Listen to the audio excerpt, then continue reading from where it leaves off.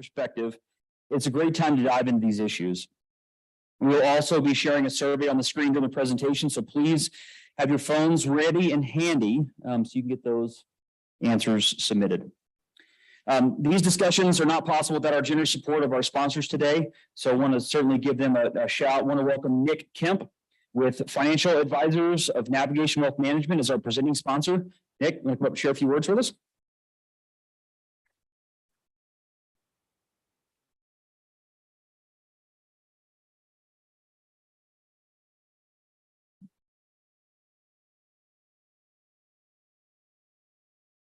Good day, Wyoming business leaders and friends. It's great to be among you today.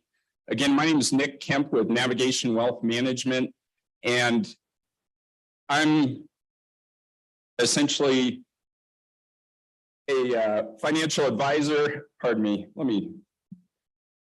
I don't know why I've lost my train of thought here. I apologize. Haven't done this for a little while. So again, Navigation Wealth Management, been in Cheyenne area 2 years, and have served people here for 8 to 9 years, as a matter of fact. Been a financial advisor 10 years in February, and so just thankful to call this place home. Really, there's a better quality of life from where we came from. Primarily serve people in Wyoming and Colorado. And I got to say that the thing I'm most concerned about is investing in Wyoming businesses and cultivating strong families here. And so when it comes to my volunteerism locally, I'm a part of a group called the Legacy Project. We dive into the founding documents of our nation and uphold our founding values: life, liberty, and the pursuit of happiness, that all men and women are created equal. And that really ties into some of the boards I'm involved in locally as a financial chair that do directly relate to education. And I would be remiss to say that I know there's business leaders that are reputable and very credible in our community that actually transport their children outside Laramie County School District to go to school. And I believe the larger crisis is some of the age-appropriate curricula, or rather the age-inappropriate curricula that's been introduced in our school system. And so, in my opinion, we as business leaders and professionals do need to hold the school district accountable and request change in that regard. I'm grateful to be an investment property owner in the region. As you can see, I've been very studious. I'm a very goal-oriented person as well. I have the privilege and honor to have completed Colorado's 14ers, and this summer completed Wyoming's backcountry discovery route, the first year of the backcountry discovery route. My wife is here today. Thank you, honey. And we're just grateful to be married now 16 years with 3 children.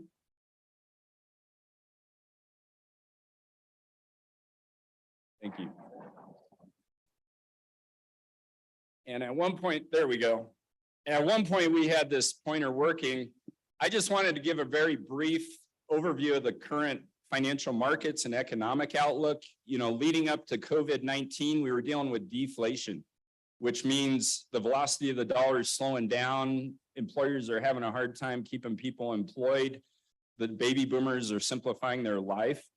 Into COVID-19, we move into a inflationary timeline where clearly the dollar can no longer stretch as far, and essentially goods and services are too expensive for a large majority of Americans. And now we find ourselves in stagflation, which is really a combination of both.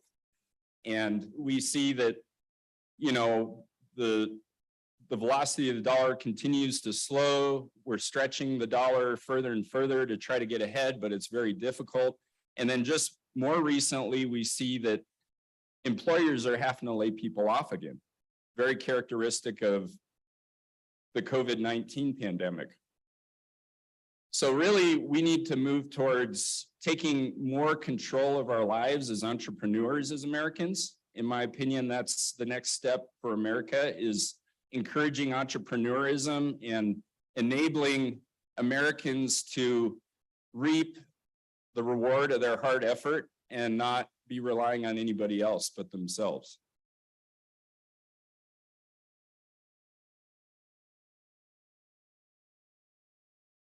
We see the financial markets continue to struggle. And I'm thankful to be a part of a team that has an algorithm when we know how to be in the market and we know how to be out of the market at the right times. And essentially that enables us to mitigate loss during times of uncertainty, such as right now. And it's really distinguished our firm in the area. We're the foremost technical advisory firm in the region. And we liken our philosophy to Warren Buffett's quote here: diversification is protection against ignorance. It means very little sense. It makes very little sense if you know what you're doing. And so again, having this algorithm, we know when to be in the market and when to be out. And it enables us to do a lot of good for our clients. We've saved a lot of money for our clients this year. And I'm very confident, based on indicators that we will continue to watch, we're going to re-enter the market after being out at the right time, just like we did in the COVID-19 scenario just a couple of years ago. So with that, I really appreciate your time today. Again, my name is Nick Kemp with Navigation Wealth Management, and enjoy the lunch.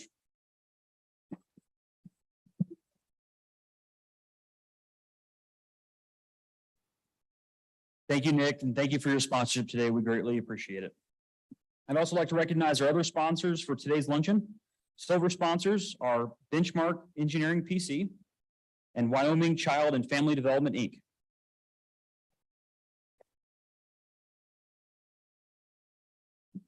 Bronze sponsors, Clean Clinic, Laramie County Community College, Appaloosa Broadcasting. And that's it for our bronze.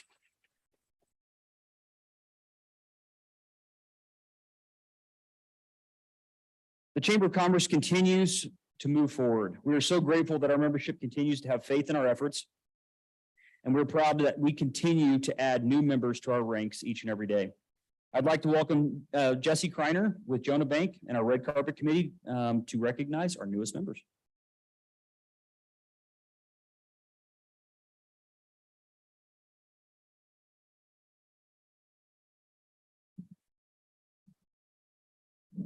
Hello, again, I'm with the Red Carpet Committee and as well Jonah Bank.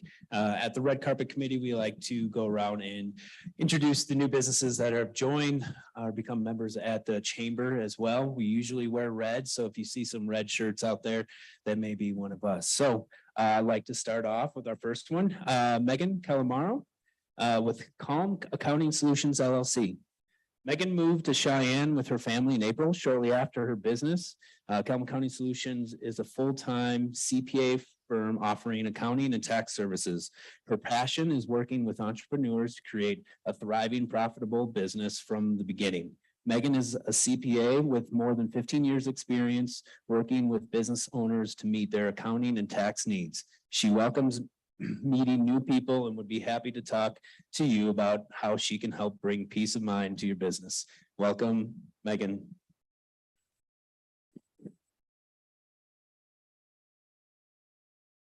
Next up, we have Buddy Patterson, branch manager with 160 Driving Academy.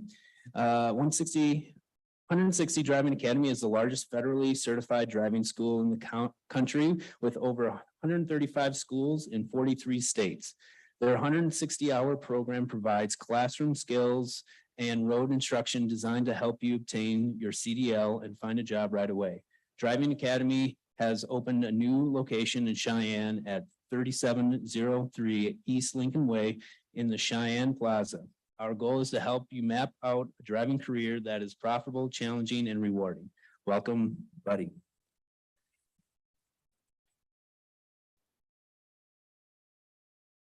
Next up, we have Bobby Boyd, co-owner with Cookies Mobile Pet Grooming. Cookies was established in mid-2020. Our vision is to bring the best possible grooming experience closer to home.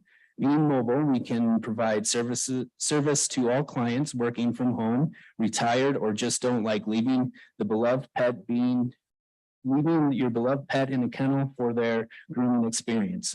Our groomers could take the time and listen to your needs and make recommendations based on your lifestyle. We truly love what we do and believe it shines when we can give a client exactly what they always wanted. Welcome us, Bobby.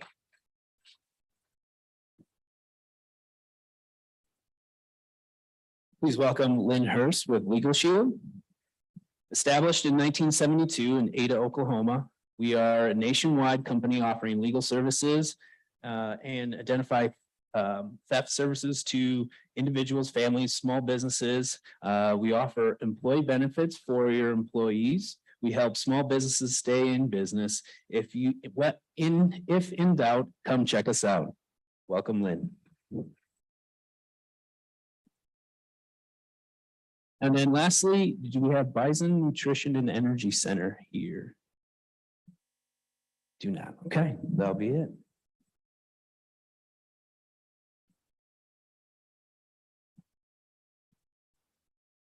Good afternoon, everyone. My name is Amber and I'm the Vice President of the Chamber. I'm going to be filling in for Dale today. He is traveling back today from a week filled with military trainings and events. So I know he's going to have a lot to share with us when he returns. First thing that we'd like to share is that we had a wonderful, we hosted a visit with Northrop Grumman over the first weekend of CFD. They were able to meet with national partners and answer questions for them. And we also were able to have a dinner with our Kimball, Nebraska city officials, and they were able to kind of talk to them and just give them updates about the Sentinel program and all of that. So it was a wonderful visit. We really enjoy hosting them. We also had 2 generals receptions this year. We had one honoring 4-star General Cotton and a second one honoring 4-star General Hokanson. So those went amazing. And we just want to thank everybody who was able to attend those and just make those celebrations just really just show them a Cheyenne welcome. We have a couple events coming up. We have Business After Hours on August 18th, and that will be at Wyoming Bearing and Supply. We also have our trap shoot coming up, and that is on August 19th, and there is still plenty of time to get your team registered. We are accepting team registrations of 5, which is $425. And then also individual shooters are welcome to join, and that is an $85 fee. So please reach out to the chamber. We're more than happy to get you guys registered, and sponsorships are still open as well. So definitely reach out to us. We are postponing our DC fly-in this year until after the new year, just with some of the elections coming up and stuff like that. They just, the U.S. Chamber thought it would probably benefit everybody if we just waited for that. So we'll let everybody know once we have more concrete dates with those. We also have a new employee with the chamber, and I would just like to welcome her. Her name is Lindsay Burleson, and she is our Director of Member Experience. So Lindsay, if you could just stand up and just everybody greet her. We're very excited to have her joining us. So I would also like to just to thank the chamber staff. We've had a very busy couple of months this summer, and we just want you guys all to know that it is very appreciated, all your hard work. It just never goes unnoticed. So everybody out there, just please, Dale and I just want to reiterate how much we appreciate you guys. Also, okay, we'll get to the drawings now. So we'll do 50-50 raffle first. So the pot is $89.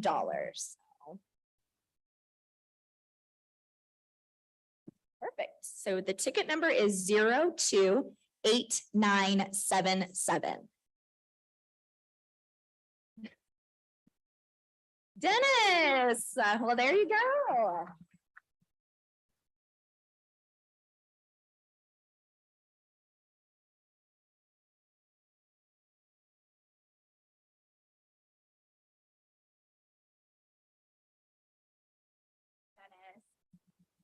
Okay, and then we have our 50-50 free lunch raffle.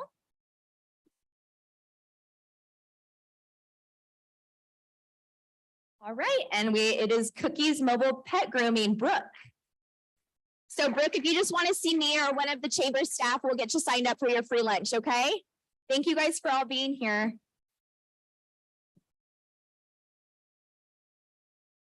So I'm going to hit the trap shoot again. If you're not involved with the trap shoot, it's a lot of fun. If you don't know how to shoot, there's a lot of people there that'll teach you, but it's a good time to come out.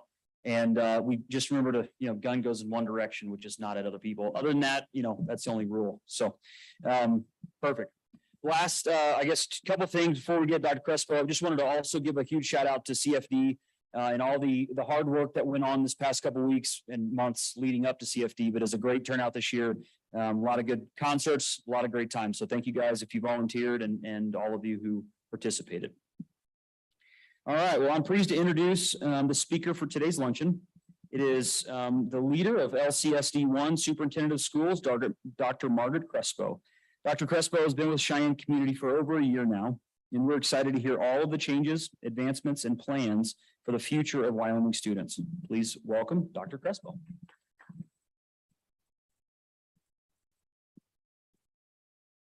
Good afternoon, everyone. So excited to be here today. I won't stand behind the podium because you won't see me. I want to just say thank you first to the Chamber and all of you for your support over the last year. When I arrived last year at this time, really just was embraced and very much appreciate that. So huge shout out. Over the last year, we've spent quite a bit of time working on our strategic plan, and I'm going to spend a little bit of time on that today. I want to make sure that we partner appropriately and that we are connecting for our students and for the future of Cheyenne and Greater Wyoming. I do want to share a little bit about our district. So how many of you attended one of the Cheyenne schools? Nice. I love it when it's like over 50%. How many of you attended public education somewhere? Excellent. How many of you attended some type of education, maybe outside of public education? Excellent. Thank you very much. I think it's really important for us to understand as a group that typically we've had some type of education, and even as adults, we go through continuous improvement and continuous learning. And I always like to frame it that way so that we think about school as part of that lifelong process of what we do as learners, even as children, and then in the workforce. As we started last year, many of you may remember that I stood actually at another location and talked a little bit about our employees. So I'm going to spend a few minutes just sharing. We have over 45 buildings in the district. We have over 2,500 employees. That's a big chunk of our economy. And one of the things that we recognize in LCSD 1 is that we want to make sure that we are good economic partners and that we are connecting and contributing to the greater economy of our community. You'll hear me talk a little bit today about the realities that we are facing, which I know many of you are facing as well as you're trying to hire employees and trying to keep things moving. So you'll hear about that here in a little while. So if you remember last year at this time, I launched my first 100 days. I went to every single building. I went to all the departments. I visited businesses and organizations and clubs and LCCC, just so that I could get an idea of what the community was interested in moving forward. What do you want for your children? What do you want for your businesses? What does it look like to be a member of the Cheyenne community? And we spent months gathering all of that information, and we built the strategic plan off of that. We then started the theme process and came up with language, which I'm going to bring up here, came up with language that resonated with the community. So all of the language that you would see on our website, you as a community came together and said, this is what we want for our children. Once those large themes that you see up there, student readiness, community engagement, and healthy environment were developed, we went back out to the community and said, does this still resonate? Does this still work for you? And what does it mean?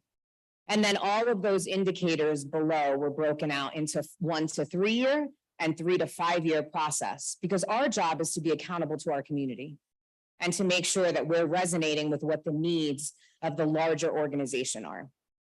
And we named it Elevate LCSD 1 because we recognize that this community has incredible people that have gone to our schools and have been highly successful. So we don't need to change much. It's really about bringing it into where the community wants to be moving forward.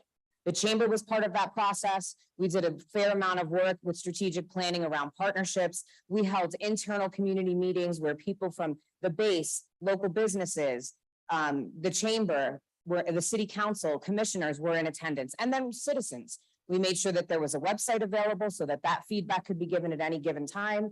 People didn't need to show up at a meeting. We're all busy. And that language then continued to develop.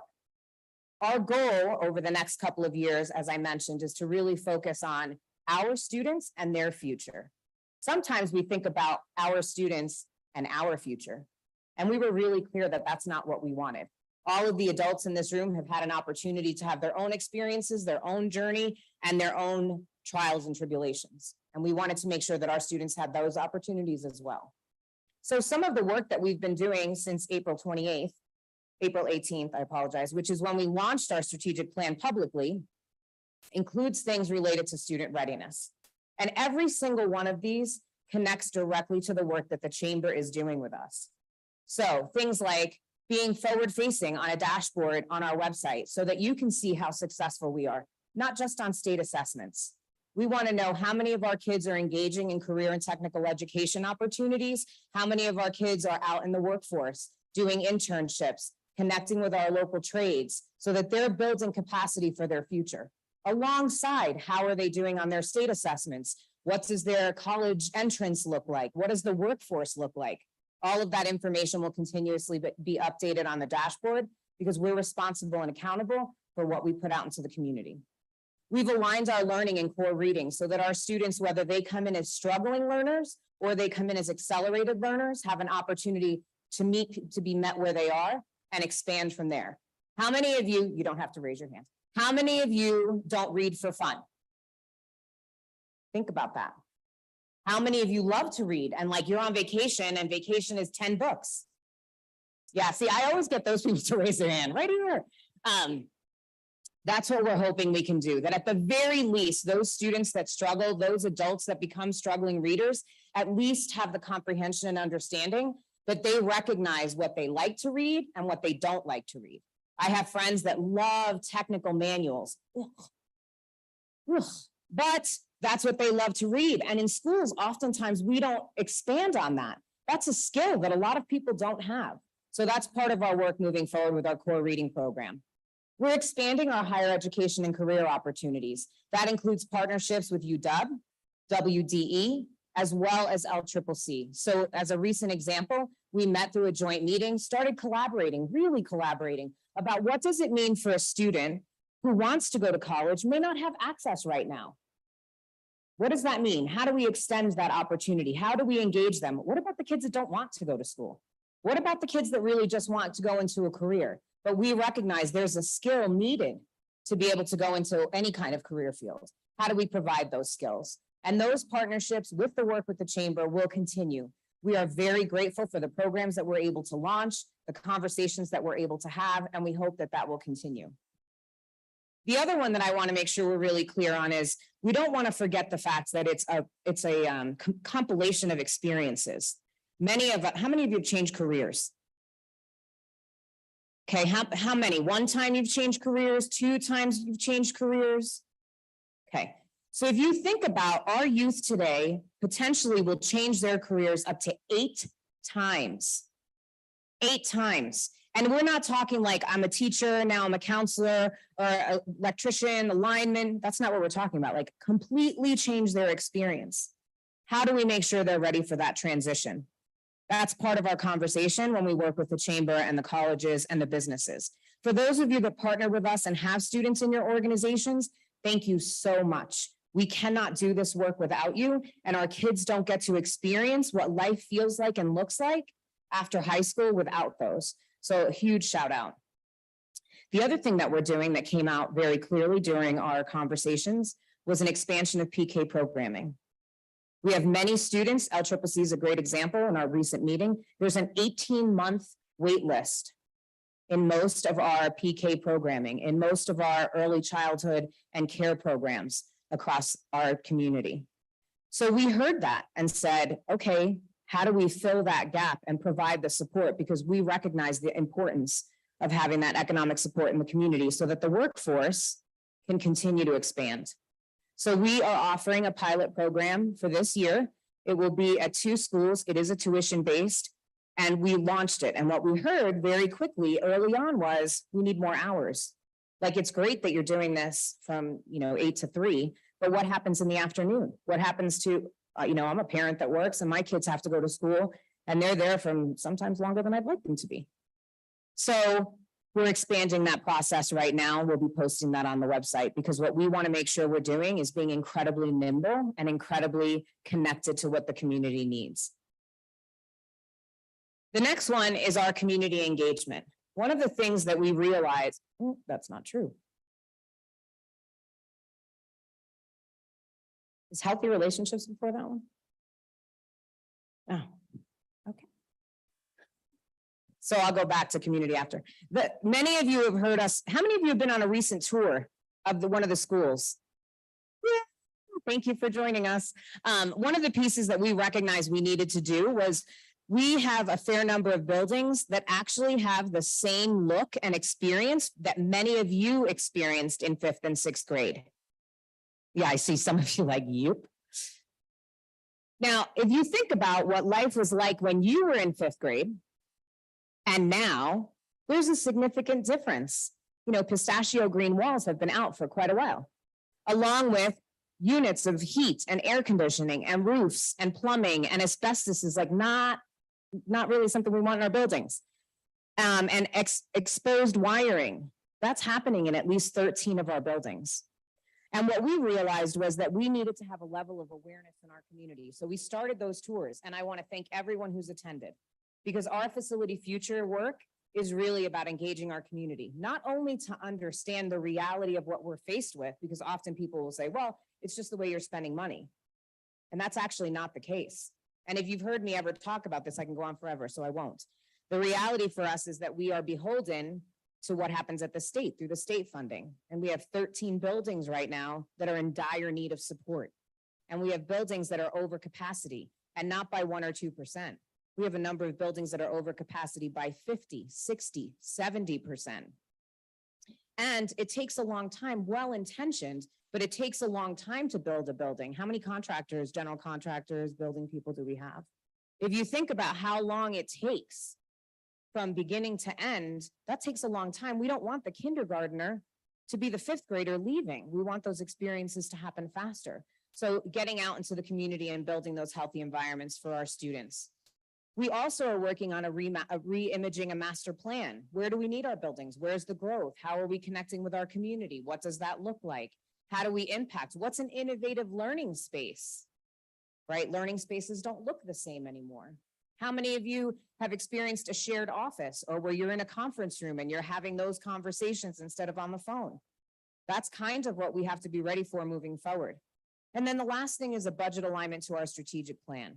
No organization, no company can run a budget based on whatever, and then still try to get all the strategic plan components and all of the alignment going in order to impact their budget, their bottom dollar.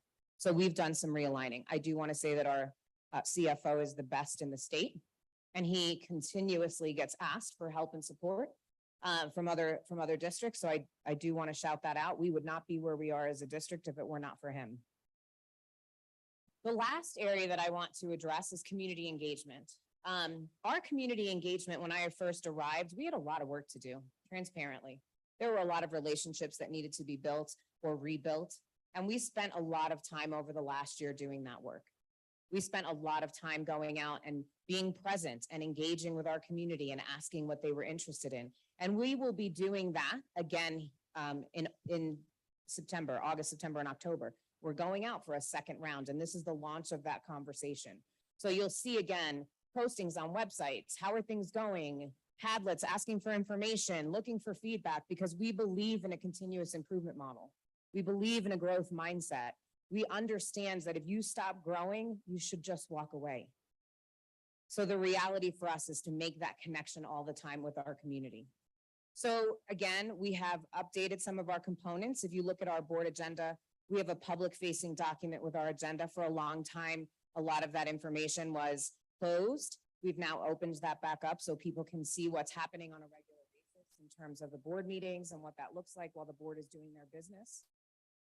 We have reconnection with agreements. So we had multiple agreements that were out there that hadn't been looked at in a really long time, probably since I was in high school. And fortunately, our general counsel addition has been incredible, and we've rebuilt all of those agreements and partnerships so that they are helpful for both parties, not just for the school district or not just for the organization.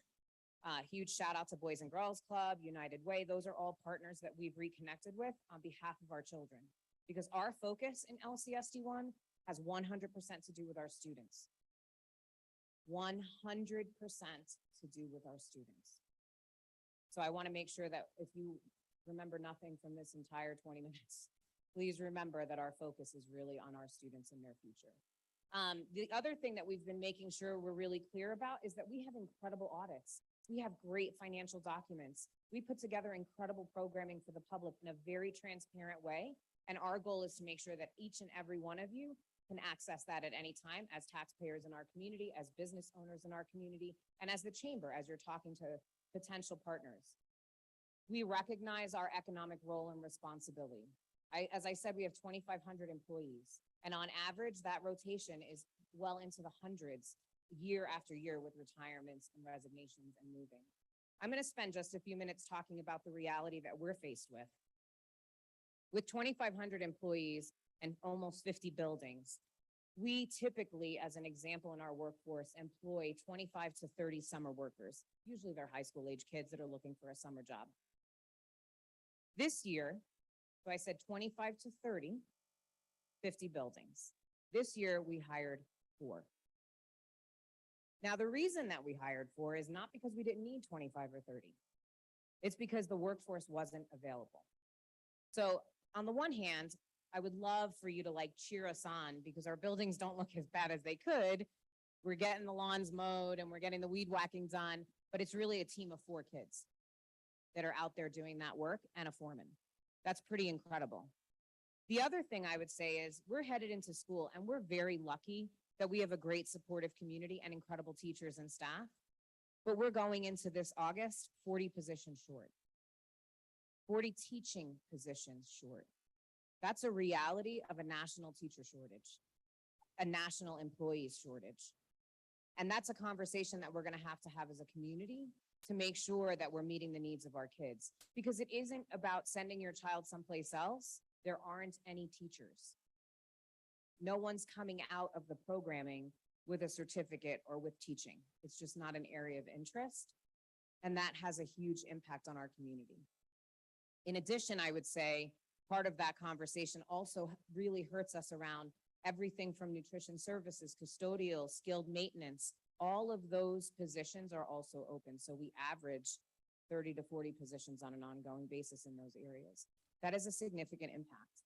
Now we are trying through a variety of ways, retention programming, educational options, education enhancement, licensure, reimbursement, skilled maintenance, having the opportunity to expand their learning. But the reality for us is that it actually is a big impact. And we recognize that if it's impacting us, it's impacting our community partners. So continuing to work together to make that happen. The last thing that I'll say around community engagement that we've tried to do is do a fair number of op-eds. We want to make sure that our community knows. So if you're bored ever, there's a website, there's a YouTube video every 2 weeks on our website. It's me. So if you want to hear more of me, it's about 2 minutes. We try to keep it really short. And then we've been doing quite a bit of informational pieces in our newspaper, on our website, LinkedIn, our social media. Our communications department is incredible. Just trying to get the information out so that parents have accurate, clear, concise information to work with, and so that our community understands the work that we're doing as well, because we are part of this larger community. So with that, I will pause. I don't know that there's anything that you want to ask me or whatever. I would absolutely invite you to reach out at any time. I'm always available. I'll talk at any event. I'm not always funny. Sometimes I am. And what I would say is that we are so grateful for the partnership and the continued work that we're doing together as a community. Thank you.